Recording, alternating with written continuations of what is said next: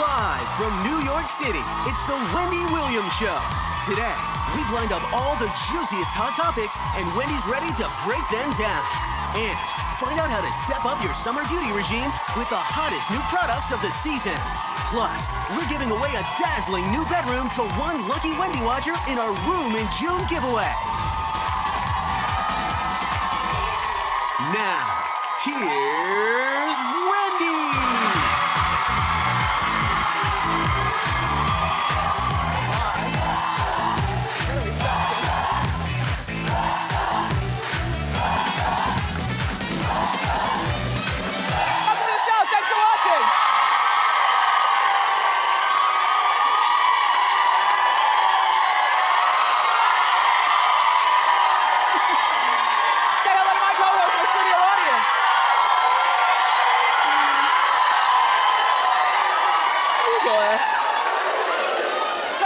Let's get started. It's time for Hot Topics. Thank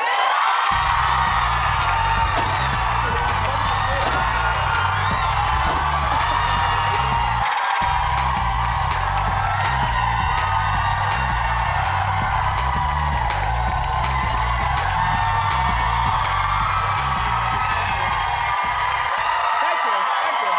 Oh, by the way, I've been giving you looks at my look on HSN all week long. So I like to call this my fit and flare dress. It also comes with a shrug. So if you're really conscious of your upper arms, of which I don't care anymore, it comes with a shrug and a bunch of different good colors. HSN.com. Thank you. I love you more, thank you. So this is the problem when you introduce your friend to her future husband. Because if they go through problems, then either you have to choose a side or butt out. And when you butt out, sometimes that starts the beginning of the end of your friendship with your girl. You understand? Yeah.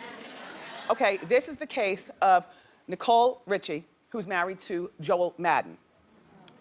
Their marital problems seem to be a little bit contagious because it was Nicole, who was originally friends with Cameron Diaz, who introduced Joel's twin brother, Benji, to Cameron, and then they got married.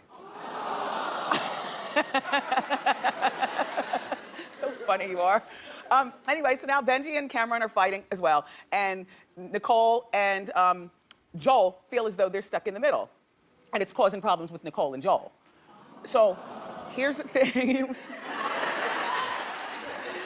They're like a choir, my studio audience is. But here's the thing, all right? You might say, well, Cameron needs to be the more mature one and stop calling Nicole because Cameron is older than Nicole. But Cameron is also less experienced in, first of all, the marriage game, because she's never been married, and also, setting things up for a long-term relationship, which she's doing now with her husband, Benji. I think that somebody's got to take the wheel in this, and it's usually not men, who are nothing more than overgrown boys sometimes, and they don't really, no. I love you, men. I love you, men, but you are who you are, and we women just deal with it in the best way we can. So here's the thing. First of all, it's got to be even more difficult in this marriage, in this fighting, because the boys aren't just brothers; they're twins. And you read that bond is a bond that's something else. Plus, they live near each other. And get this, they both work on The Voice Australia. So the guys, when they're fighting with their girls, they go back and forth with each other. The problem is, you know how pillow talk is. Your man eventually comes home and tells us what he talked about with his boys. There's no problem with that unless you're gonna be the girl who picks up the phone and talks to your girl the next day and says, girl, guess what they're talking about? So the one I think needs to fix this whole friendship thing is Nicole Richie, because she's got the most to lose. She's got children. She's been married the longest, even though she's younger than Paris. And you don't want that voodoo on you when you're. This is the problem when you introduce people that you know to one another. It's all cute when you're all going out for the four of you for a date or something. So Nicole needs to distance herself from Cameron. Yes, I'm the one that said it. And I realize that when you're going through problems in your relationship, your first instinct is to call your best girlfriend, which these two have become besties. But Nicole can't sit there and listen to it. And then Joel is telling Nicole that you don't need to side with Cameron. You need to, now see, here's where the boyishness comes in. Instead of saying you need to butt out, he says, you need to side with Benji. Yeah, exactly. And my thing is, they're rich enough to buy a new house, I mean, this to me is worth selling your house, no matter how in love you are with your kitchen and your granite countertops and things. And you just redid your master bathroom or whatever it is that you're doing. If you have that kind of money that Joel and Nicole have, to me, it's worth selling your house during the summer so the kids can start in a new school district in the fall. That's all. In conclusion, Nicole has experience distancing herself from best friends. We've turned Paris Hilton's name into a verb. Cameron, stop calling Nicole before she Parises you.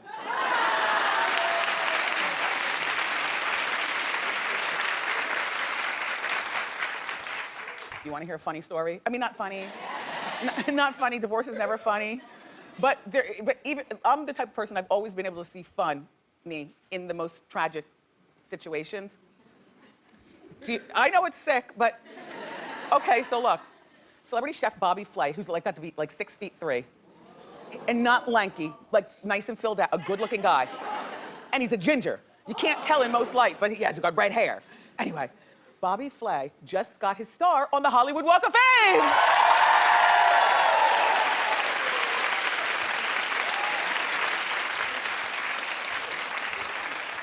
But you know he's going through this divorce. He's going through a divorce. His ex-wife used to be on Law and Order, Stephanie March. Don't ask me which Law and Order, whether it was the one with Ice-T or, you know, there's a... okay, the SVU. They know. So now look, so Stephanie was married to Bobby for over 14 years? 10 years? And they have a child together? No. No children. Okay. He has a child from another woman. Anyway, that's not the story, look. So, you know, when you get your star on the Hollywood Walk of Fame, you know, you make a speech and you invite, like his mom was there, and Mrs. Flay, I know. And look, his 19-year-old daughter was there from a previous relationship, I guess. And his good friend, Michael, the king of all Greeks, Michael Simon from The Chew. He was there to speak and say nice things about his friend. And so, you know, you get down on the ground and it's a big day in Hollywood. I'm setting this up to knock you in the head with something, okay? Look, first of all, as soon as he entered the area, bzzz, there's a plane flying over, making a lot of noise. And it's a plane holding a banner. And the banner says, cheater! The best, I mean, not the best, but funny. Okay, look. Which means Bobby's down on the ground, Mrs. Flay is over there being proud of her son, Michael Simon's saying delicious things, and Cheater is flying. And look, the plane was hired. Look, I got the price and everything in case you want to do this, because I think this is brilliant. The plane was hired by I don't know who. I don't know whether it was Stephanie. It could have been a fellow enemy cook, somebody who wants to, you know, like put Bobby in his place. All I know is that the plane was hired for an hour. It's between $450 and $650. Right? But if you gather your coins together and you really want to get somebody, like, right? It is the season for outdoor weddings. If you want to break this up immediately, and look, and the plane U-turns. It doesn't just fly straight. The plane, it flies and U-turns and comes back and U-turns. Now, let me get to the bottom of why. I mean, you know, I always say revenge is best served cold, and the best way to get back at somebody is to do well-er, I know that's not a word, well-er than you were with them. But if you're gonna do something immature, this is a beautiful plan, honey. Now, let me tell you why. Hold on. Because let me tell you why the cheater banner was flying. Well, you know, Bobby was accused of having an affair, we covered it on Hot Topics also, and everybody, with January Jones, the actress. And January Jones has a 4-year-old son that she has never named who the father was. That's a secret for your behind, though, isn't it? Like, how do you keep a secret like that for 4 years? I guess you know whether it's Bobby's kid if the kid is starting to add spices to his oatmeal, though, you know, like. But listen, and then, January got in a car accident. And she could have called anybody. But who do you think she called to rescue her? Right. So between the son with no father's name and the car accident, he's the first to call. I'm not saying anything because there's another woman whose name has been floated around with Bobby allegedly having an affair with also, although she totally, that beautiful woman, Gita.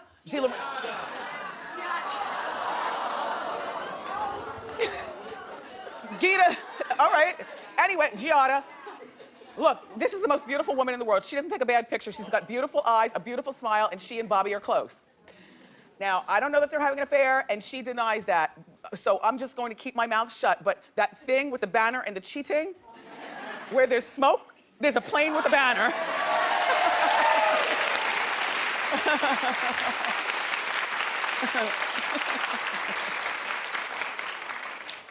And I mean, like, I grew up with banners on planes all summer long at the Belmar Beach, 13th Avenue. That was my area. But that is just so brilliant, isn't it? To get your message out there. If you have a new .com, or you want to ask somebody to marry you, or you want to tell somebody, get away from me. Brilliant. Anyway, good morning, Teresa. Good morning, inmates. How you doing? It's time for a Teresa update. Hit it. Well, it's day number 151 of Teresa being in jail. You know, we count by the numbers here at Wendy. And unfortunately, Teresa is dragging her 14-year-old daughter, Gia, in her prison drama. Ooh, that's a lot of makeup for a 14-year-old. That's a lot of makeup for a 44-year-old. Oh, she's growing up too fast. Anyway, Teresa just sent her first tweet in prison, thanking her fans. And the court says that Teresa's daughter, Gia, is running the account for her. Now, you know, I'm not much of a tweet, social media person. So I thought that if this was fine at first, you know, it gives Gia something to do. Teresa will be mature and not send bad texts. Like if Joe is accused of cheating, Teresa's not going to drag Gia in, you know, nasty tweeting to her father. But what I found out is that Gia has the entire pass count to Teresa's entire situation. So she's able to read everything. I guess, you know, every email, every nasty thing. Kids shouldn't be involved in adult business. They say the hardest time with teenagers is between 14 and 17. And this little girl right here she's missing her mother. I think that maybe Teresa, I mean, we know that you love, you know, she does 3 loves. We know you love your fans, but you'll be out on December 23rd. So why don't you just wait until you get out and then run your own social media? I mean, it's not like, you know,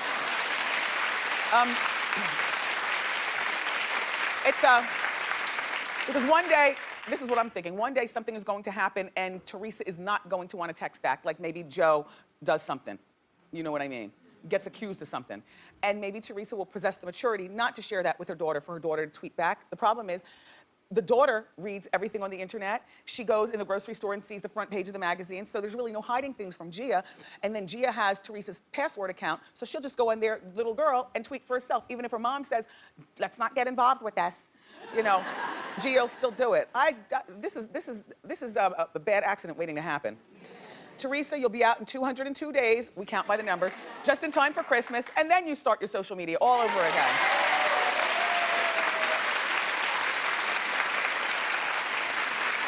So, Sharon Stone is 57, and might I add, a great representation for her age group. Okay?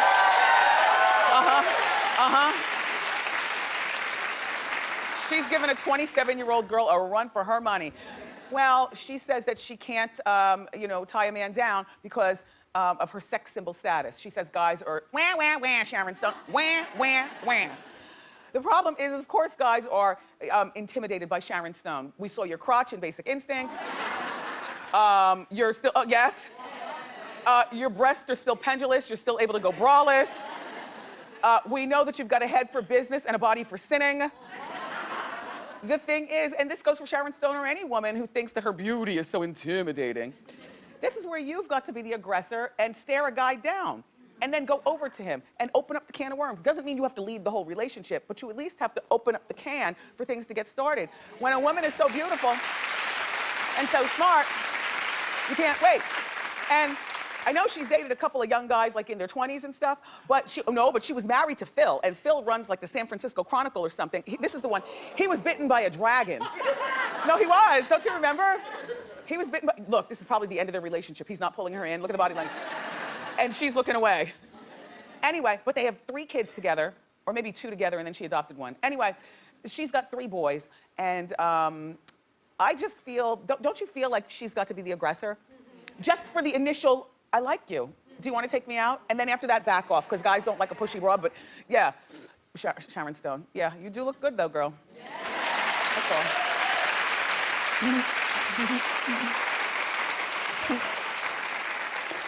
You're gonna gag at the next bit of sloppiness I have for you. So, Jude Law, what happened to his career? Wasn't he, no, you know what I mean? We know that he's still acting, but wasn't he supposed to be on the launch pad for like super mega something or another? I don't know what happened. Look, he's 42 years old, and reportedly he has a new girlfriend. She's 29, and she's a doctor. Look, her name is Philippa, and she's a doctor of sociology specializing in environmental issues. That's a long title, meaning she had a lot of schooling, and she probably has an office full of books. And even though she's very beautiful, she probably doesn't make a lot of time for dating, you know, because it's a lot to be a doctor of what I just told you. I don't know where she met Jude Law. All I know is Jude Law is sloppy boots. Now, hold on, let me remind you, or maybe you already know this, because apparently I knew this, Hot Topics told me, but I try to push things out of my mind. I told you to make room for new stuff, I forgot. Jude Law has 5 kids with 3 babies' mothers. Okay? And you think that mess is for rappers only.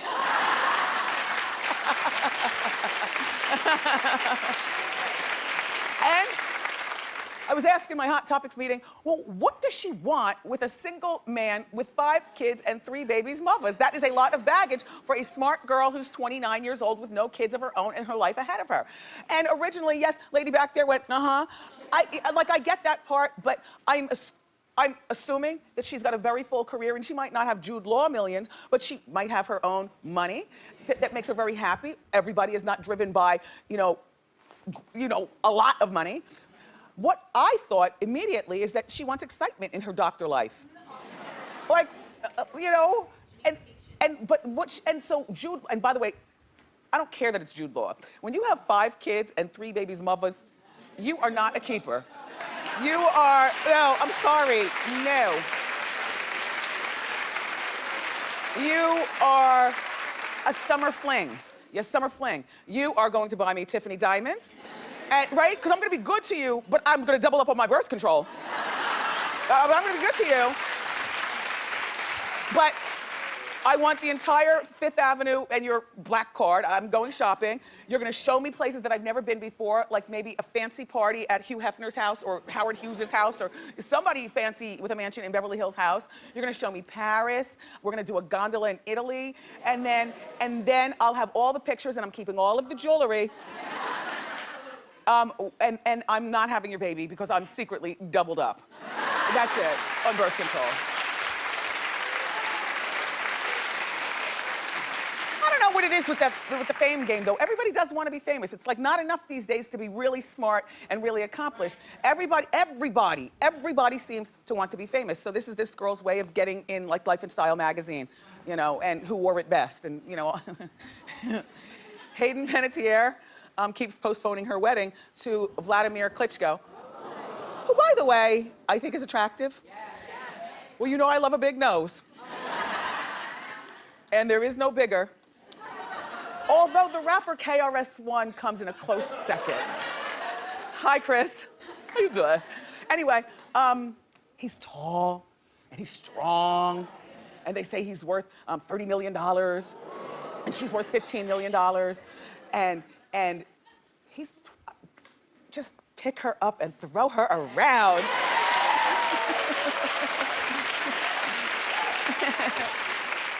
Well, here's the problem.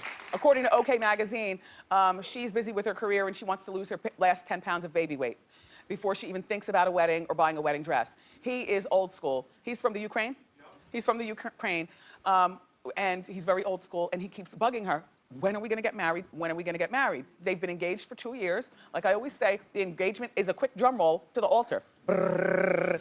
2 years is too long. Then again, she's 25. Girl wants to be free. And he's 39. A Ukraine man wants to be married. He's traditional. They also have a 6-month-old daughter.